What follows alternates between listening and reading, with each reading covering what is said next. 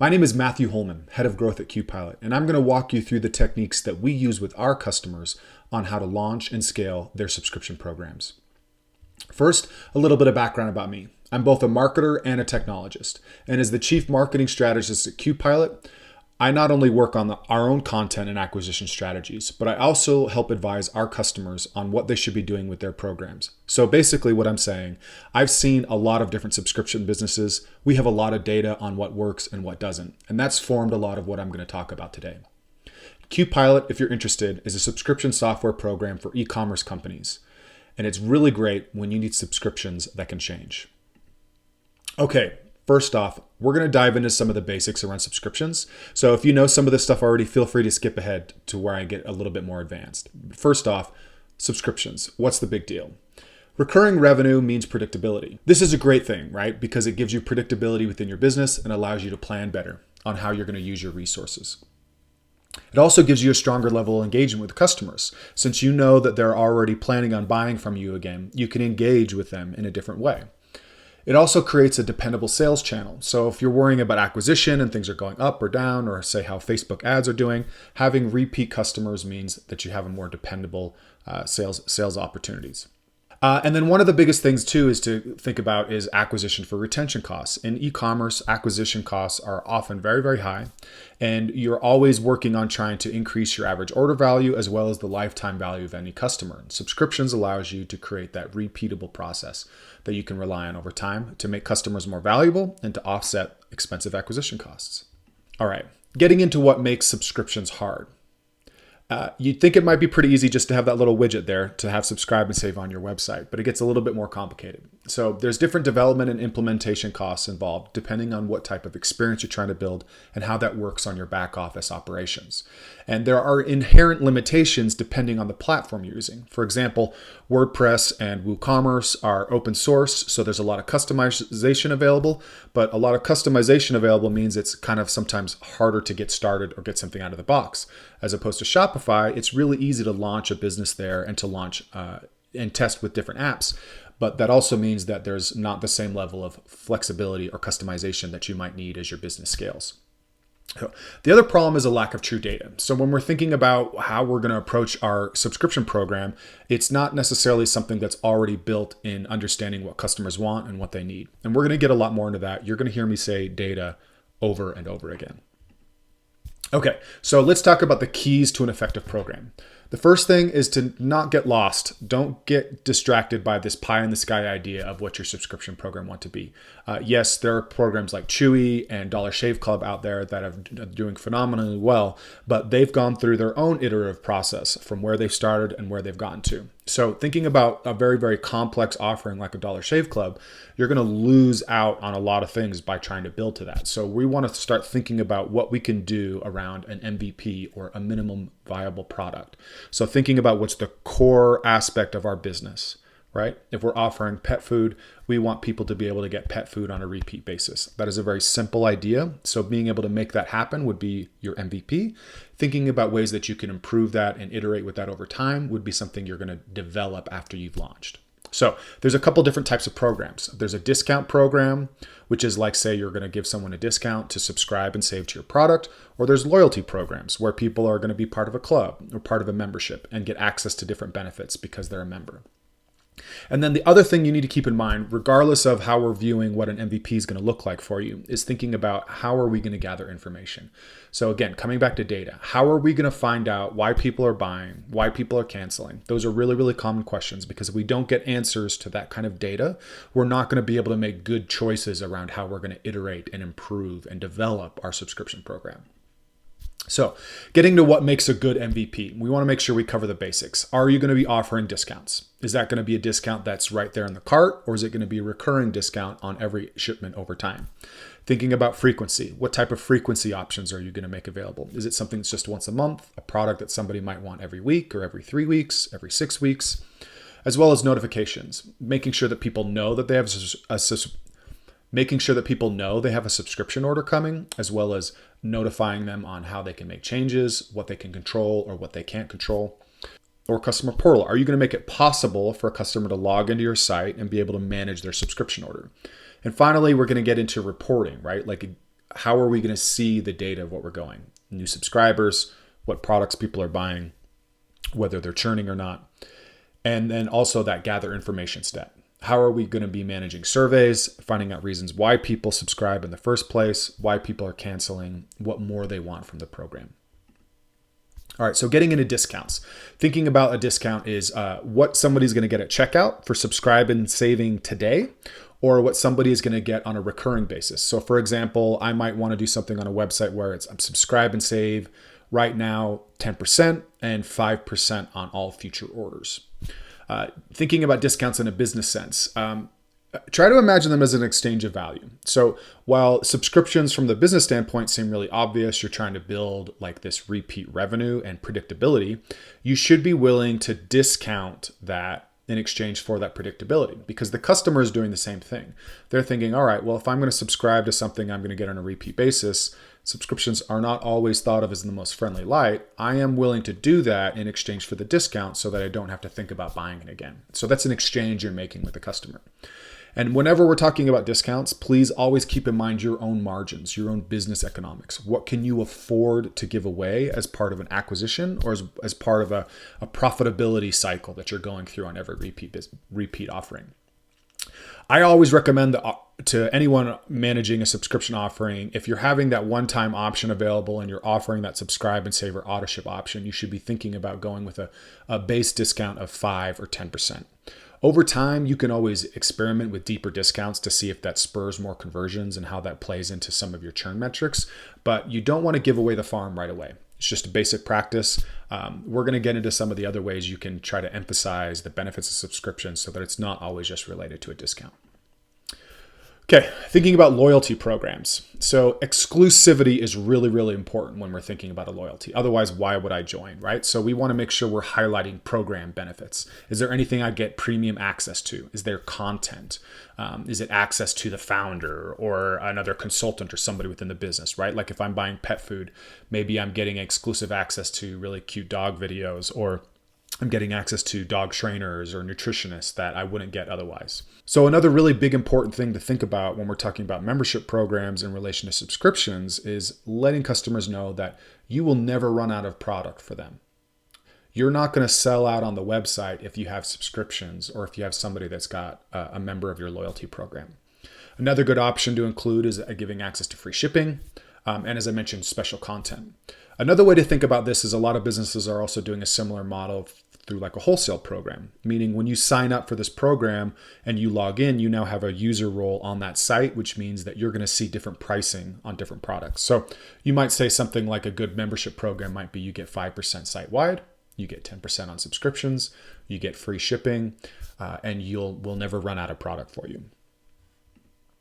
Frequencies. So really, for a lot of products, this might seem kind of obvious, right? If I'm selling, say, some sleep enhancers, it's a bottle of 60 pills and you take 1 pill a night. That means I'll need it every 2 months. But for other things, maybe it's a little less obvious. If I'm taking protein or another supplement, maybe there's like a scoop involved. Maybe I am supposed to take it every day, but I don't quite take it every day, so I'm taking it a little less frequently. Then we need to be thinking about how to make it really, really easy and obvious for people to understand how they're going to be doing that. So again, if we're talking about consumption-based pills, you can make it something that's like 1 month. You can also choose to make it so that it's a day of the week or a day of the month. So for example, subscriptions always ship out on Mondays, or they always ship out on the third Thursday of the month. Just make sure that you keep it consistent, keep it straightforward, and if you can, if there's any question related to consumption about how this should be used, you want to make sure you explain that. All right, so customer experience. It's thinking about what customers are expecting. Most customers, and by most I mean 99.9% of them, expect to be able to have the ability to cancel whenever they would like, or to make changes to their subscription when they need to. So some of the limitations when you're talking about dealing with these issues is you might be getting emails or phone calls about people are saying they need to pause or cancel or move their subscription out. So there's always a question of what you can make easily available within the platform or within an email so people know how to do that. And that's why notifications are so important. So you're letting somebody know, hey, if you do need to, if you're thinking about like, do you have enough product, or don't cancel, pause, right? Like make sure you're educating people on ways they can do that, as well as within the customer portal. If someone is logging in to see their subscription order, how are you making that customer experience easy for them to see and manage their order? All right, some other optional considerations to think about when we're talking about MVPs is how are we going to be managing SKUs, right? A lot of subscription software will have you set up an alternate SKU or an alternate variation for a product so that it can exist as a subscription product. Others don't, you don't need to do that. So that's always something to keep in mind. If you are going to set up separate SKUs to run subscriptions, it makes it just a little bit more complicated when you're managing inventory for those items. Thinking about how orders are getting created, managed, and fulfilled. So think about how if an order is going to be created by the subscription software, is that going into my order management system, my Shopify backend? Is that going in the same way as another order would so I can fulfill it as normal? And then how am I going to handle customer requested changes? It's one thing to have a great portal where they can log in and do everything they want, but if they do contact you, how are your customer service agents able to manage, and what can they manage through your subscription software? And then is also be thinking about constantly about what kind of notifications you want to send and how you want to be communicating with your customers, as well as shipping costs. Am I going to be eating the cost of the shipping? Is it something I'm going to be charging the customer? What happens if they want to change their order? Is shipping going to adjust as necessary? Then finally, getting into information gathering. So I think there's a lot of really great ways to do this. First, you can get into customer surveys. So talk about sending somebody a survey, say, especially for subscription related orders, 30 minutes after they buy your product, or on the thank you page after a checkout experience.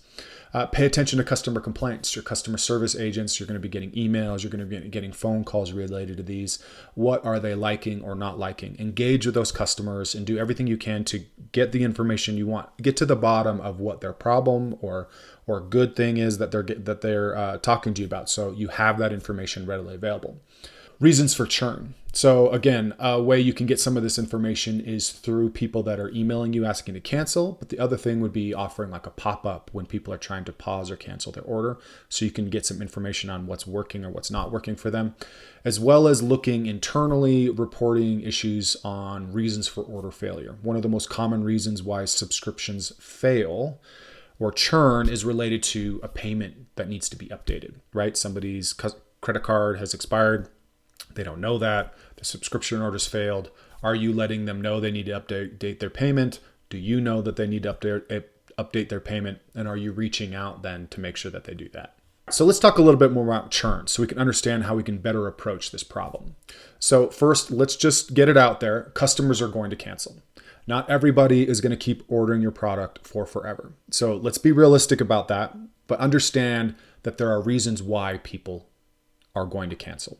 What are those reasons? Sometimes if the reason is they just don't like your product, you can get into that and try to find out what they don't like, but that's going to be a lot different than somebody who says, say, I have too much of your product, or I needed more, I didn't get it fast enough, so I shopped a replacement product on Amazon, right? So there's different approaches depending on the reasons why somebody is churning. So if we're also thinking about how churn works, it's a behavior that happens over time. So there's going to be common drop-off points. For example, people that are going to be canceling initially because they tried, say they subscribed for that discount and then they cancel. But then there's going to be other common drop-off points. Say it's at 6 weeks or 3 months. So thinking about how behavior is changing over time is also how we're going to change how we approach churn depending on what's happening. And the final thing is thinking about cohort analysis. So this is a term. Cohort is basically just a way of grouping. So for example, say I normally offer 10% at checkout, but this weekend I'm running a special and I want to try offering 20% for any subscription order. If I do that and I run that for the weekend, I can create a cohort around anybody that signed up for that 20%. And I can test that against a normal base value of the rest of my subscribers. Or if I run a 15% or a 30% discount somewhere else at another time, I can compare them as cohorts to see how they perform over time. Again, thinking about common drop-off points and other aspects, what products are being bought, things like that are really great and will give you some really interesting insights into how customers are engaging with your subscription program. Okay, So thinking about software, when you're evaluating which one you want to use, remember the MVP that we discussed. So thinking about the basic features that you need. So there's going to be a difference between what you need it to do and what you would like it to do. So, and that's the trade-off for any business about making sure you get the minimum boxes checked, and then what are additional features that it's offering, and what is the cost of those things. So if it's something that's going to cost me a lot of money but only add a little bit of benefit, then maybe not. And that's, again, why I come back to that MVP issue. If you're overpaying for software for a feature that you're not even sure if you really need yet, it's a want, but you don't have feedback from your customers or from your data around your order history about that this is something that you need to help improve your program, that's where we get into tricky business decisions. So that's why I always saying to try to scale back to what we want to make sure we can offer, gather data, and then make improvements as necessary, because those improvements will come in time. All right, so some use cases to keep in mind. How much control do you have in setting up your discounts, your frequencies, your notifications? Thinking about how the software enables you, what happens when a customer wants to change their order, right? Is there a portal? Is it easy for them? What can they change or can't they change?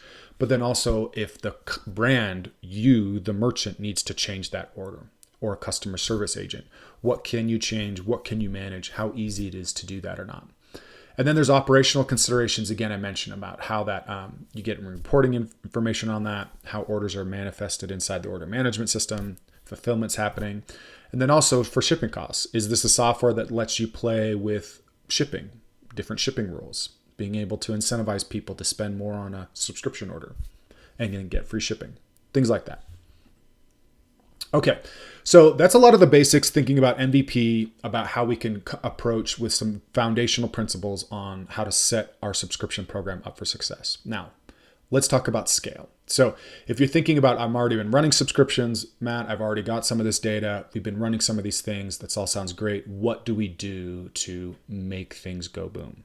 So getting into some of this, we're going to look at how we can improve conversions, improve retention, and understand how these things tie together, right? So there's two aspects of a good subscription program. It's acquiring the new customers and then making sure they stay around for a long time. That's the retention. And those things can feed into each other. So first, improving conversions. I think it's always a good idea to start testing around how you talk about the program. I really like the idea of coming up with a dedicated page that explains the benefits of your Subscribe and Save program. I've got here an example from New Leaf Naturals. They have a whole page that explains what you get, why it's great, why you need to keep ordering it, as well as pop-ups. So this one on the right is from Vitamedica. They have a pop-up that describes the benefits of their program, what you save today, saving 15% off every additional shipment. You get free priority shipping, access to remaining inventory if they're ever running out of stock, things like that. So it's really important about how we just talk about the program itself and how that works. The next thing is approaching actual product page improvements. So just like you would test any product page from a CRO perspective, like what types of things can I add or take out or change so that I can improve conversions, you can do the same thing for people to choose that Subscribe and Save option. So that's playing with things like copy and messaging. Understanding usage. A great use case that we found is with I Heart Dogs. Once they understood and were able to explain usage better to people depending on what size dog they had, like because people weren't sure how much product they needed, they were able to drastically increase conversions. Their average order value went up and their lifetime value went up as well because people were sticking around longer, because their most common reason for churn was people weren't sure how much product to be ordering. So thinking about how we can A/B test these things, you need to be tying in Google Analytics into your site so that you can see what user behaviors are happening, what people are doing on the page. And then if you're making changes, you're testing those things to see if that's actually driving increased conversions. All right, so retention. So one of the biggest reasons people don't like subscriptions, they feel like it's hard to cancel, it's hard to manage, they forget, those types of things. So we want to make sure we're staying ahead of the game and thinking about how to keep customers informed. So we can do this through notifications, whether it's email or text, letting people know that orders are coming. I like doing something as much as doing 10 days out and 1 or 2 days out, reminding somebody that an order is coming, even using a slightly different email so that the 10-day out one is asking or prompting people to think about how much product they have. Do they need it sooner? Do they need it later? And if they do have any changes they want to make sure they log into the portal and make those changes. And then the one before is reminding them of the benefits. Remember, this is a great product. It's going to save your life. Your dog loves this type of food, those types of things. So if we know the reasons why people cancel, which is extremely important, you can address those reasons as well. So for example, as I said, if the top reason people cancel is because they have too much product on hand, that can be something you can address in messaging and mention to people that if they do have too much product on hand, log into the portal and push your next frequency date out, right? So that the order will process 2 weeks from now instead of today. And then also address your top reasons for order failure. People are getting failed payments or items are out of stock. You can be addressing those errors specifically with your customers. All right, so getting more into this retention effort, thinking about if we understand what's happening from a churn perspective and reasons why people are canceling, there are a lot of tools at our disposal to try to incentivize people to stick around longer. So another common one is free shipping, giving out a free gift, right? If a common drop-off point is right after month 3, then in month 3, giving them a free gift is a good idea. Putting in sample products. Not only is that a good way to kind of excite people and keep them interested, but it's also a great way to upsell and increase your AOV on those orders as well. If you're driving a loyalty program, people get double loyalty points on a subscription or triple loyalty points. You can also use deeper discounts, right? So say a common drop point is the 3rd month. You can say in month 2 that anybody who sticks around on month 3 is going to get an extra 10% off their order for that month, right? As well as progressive discounts. So there's a company that I'm familiar with called Hemp My Pet. They do this great program where you get 5% a month on your subscription, each month increasing all the way up to 30%. So the only way to get that maximum discount of 30% is to stick around for 6 months. So they're rewarding their most loyal customers, the people that stick around the longest, but they're also trying to incentivize people to become one of those really loyal customers. And then if you have other special offers as well as bundles, right? So if you're thinking about, hey, you're buying this, maybe you should buy that. It's another great way to engage with your customers. All right, so let's get into just some of these key takeaways around this because I know I've thrown a lot of information at you so far. So again, start simple. Collect data and learn from your customers. Always be thinking about how to improve your offer. If you can get better at converting customers initially to subscriptions, you're going to have more people to worry about keeping around longer, which is a great problem to have. Help customers help themselves. Always be educating them on the benefits of the program, how easy it is to manage their subscription, so that they always feel comfortable, like I have control over how this is going. And then fight against churn using data. Don't just do it blindly. Just don't be offering discounts, but think about where are people dropping off and why, and what are some tactics specifically for those reasons. So if you'd like to learn more, please connect with me on LinkedIn, Matthew Holman at QPilot. You can subscribe to my newsletter. I've got a great one that comes out weekly called The Subscription Prescription. And if you're on WooCommerce, please check out our plugin, AutoShip Cloud. We're going to be on Shopify and Salesforce soon. So if you're interested in joining those waitlists, please go to qpilot.cloud. And I've got some free guides for you. One is on a launch checklist, and the other is 33 curiously strong subscription tips to help you scale your program. And if you have any questions, please just connect with me or shoot me an email, matt@qpilot.cloud. Thanks.